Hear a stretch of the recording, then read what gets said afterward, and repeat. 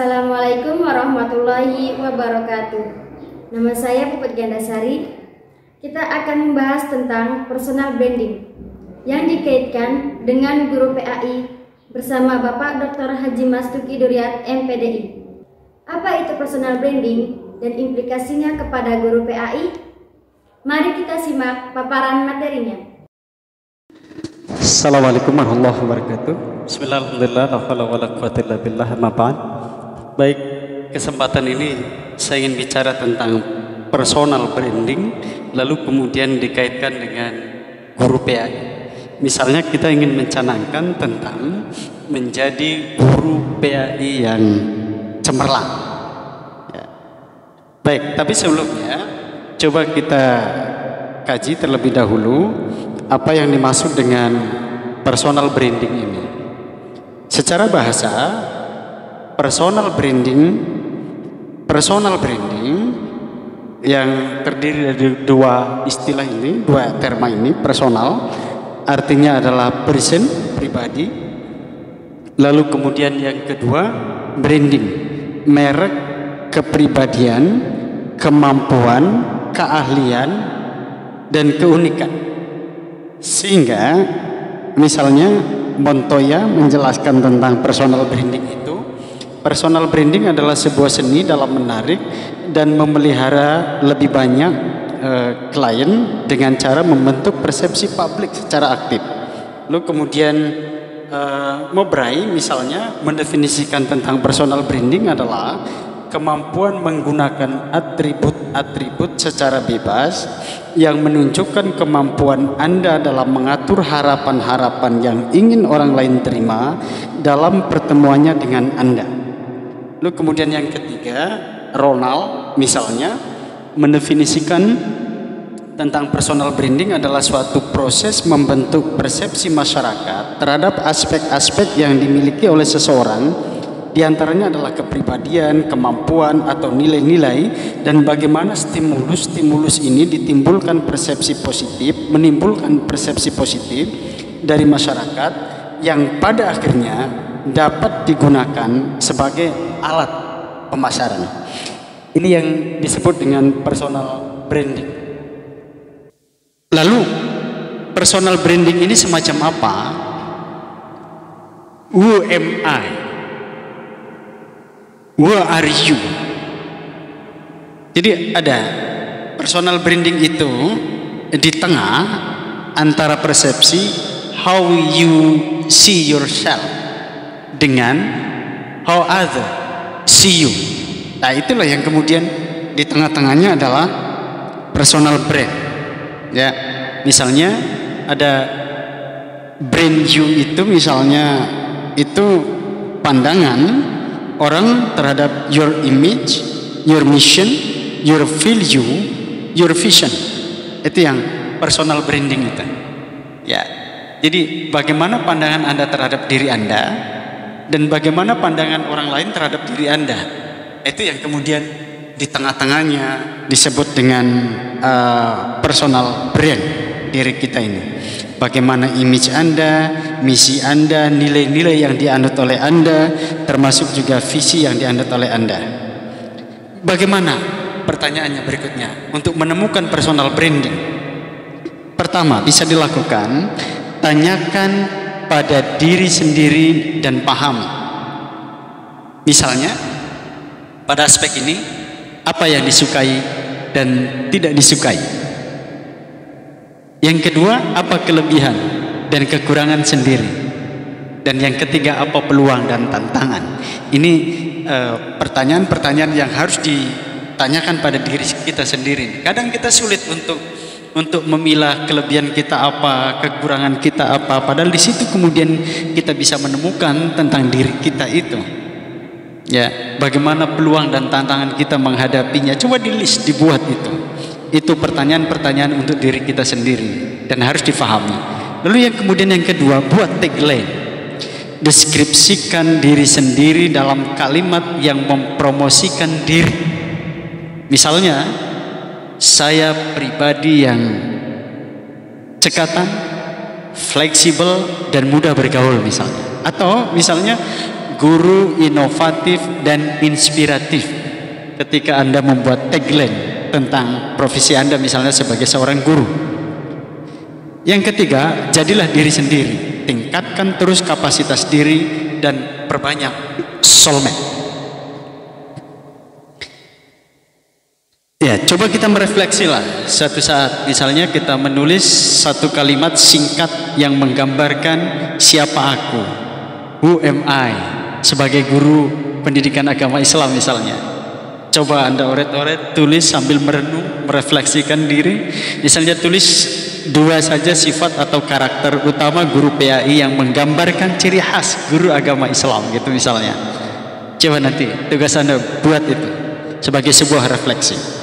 Ya, untuk menggambarkan bahwa diri Anda misalnya sebagai seorang guru PAI yang apa gitu.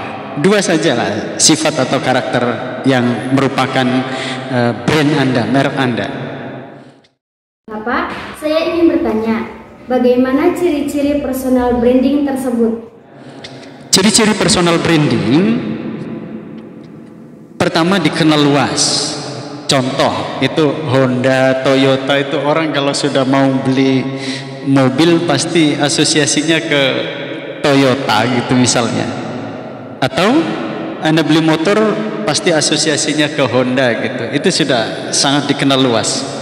Yang kedua, jika ingin terkenal maka harus berbeda. Ada nilai distintif yang berbeda antara diri Anda dengan orang lain. Satu produk yang sama tapi ada nilai yang bedanya dengan produk yang lain. Jadi ada nilai perbedaannya. Lalu yang ketiga, terdokumentasikan dengan baik. Ini yang kadang kelemahan kita, tidak bisa melakukan dokumentasi secara bagus. Dipilih, direkomendasikan brand ambassador gitu misalnya, dan dibela puncak strong brand, brand guardian, itu penting. Misalnya Fulan adalah satu-satunya.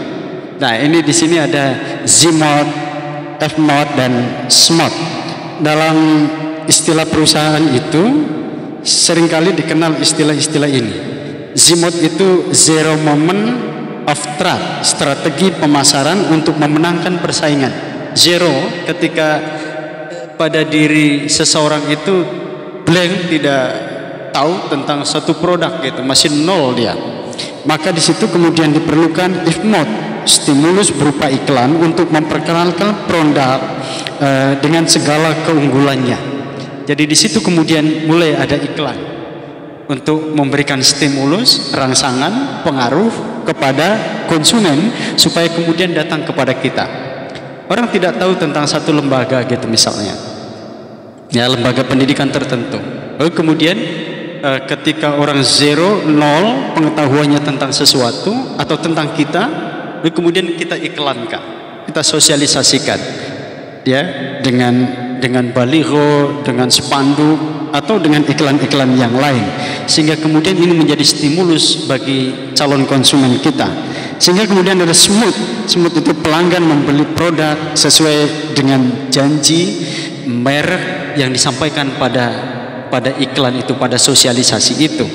Ya, jadi 3 hal ini tidak akan lepas pada satu perusahaan, satu lembaga atau diri kita, untuk kemudian orang datang kepada kita untuk melakukan pilihan sebagai sebuah pilihan yang dilakukan oleh pelanggan-pelanggan kita. Jika kemudian pelanggan membeli produk sesuai dengan apa yang diiklankan, maka dia akan melakukan semut-semut yang lain. Demikian seterusnya. Ya. Nah, kemudian branding adalah proses mengubah just friend menjadi soulmate. Jadi nanti ada friend, just friend, good friend, lalu kemudian ada soulmate. Nah, ini bagaimana kemudian merubah friend, pertemanan, menjadi soulmate, ya. Who is your ultimate soulmate? Banyak kecocokan di situ, bikin bahagia, jadi lebih baik dan nyaman di situ, ya, karena sudah menjadi belahan jiwa, ya, jadi soulmate. Misconception tentang branding adalah pertama pencitraan, ya, negatif association, jadi orang lain. Personal branding itu about packaging, jadi mengemas sesuatu menjadi lebih baik gitu, misalnya dikemas padahal esensinya tidak, misalnya. Atau personal branding is not about popularity, ya, jadi bukan untuk kemudian membuat kita lebih populer, padahal sejatinya itu bukan brand kita gitu, ya. Nah, kemudian bagaimana kita bisa mengembangkan personal branding? Pertama, bisa dilakukan melalui discovery, menemukan brand. Lalu yang kedua, create, membuat media untuk memasarkan brand, misalnya melalui iklan-iklan tadi itu, kartu nama, blog, website, video, atau kemudian baliho, spanduk dan seterusnya. Kita berkreasi di situ supaya kemudian orang tahu tentang kita. Communicative, mengkomunikasikannya pada dunia, ya, sampaikan, apakah bisa tatap muka atau melalui jalur virtual, dan yang berikutnya adalah maintenance, jaga dan pelihara apa yang sudah dicapai, ya, ada maintenance di situ supaya kemudian misalnya kalau kita dinilai sudah berkualitas, tetapkan kualitas itu untuk terus berjalan secara bagus. Saya kira ini penting, bagaimana membangun brand kita secara positif sehingga kemudian misalnya dalam konteks guru, anggaplah misalnya kita bicara guru PAI, buat brand bahwa guru PAI ini guru hebat, atau misalnya madrasah hebat, ya, guru hebat dan seterusnya lah. Yang penting misalnya kita membuat ada dua sifat yang itu menjadi merek kita. Mari kita buat brand kita secara baik sehingga orang kemudian datang kepada kita, lalu kemudian orang juga bersemangat untuk mengikuti kita, baik dari sisi personal maupun dari sisi kelembagaan. Mudah-mudahan ada manfaatnya bagi kita sekalian. Terima kasih. Assalamualaikum warahmatullahi wabarakatuh.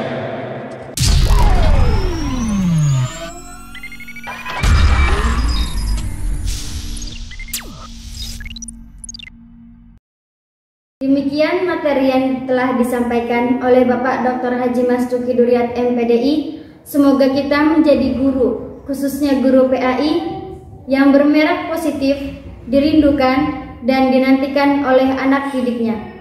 Tetap semangat dan selalu meningkatkan kompetensi dan profesionalismenya.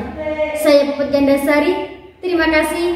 Wassalamualaikum warahmatullahi wabarakatuh.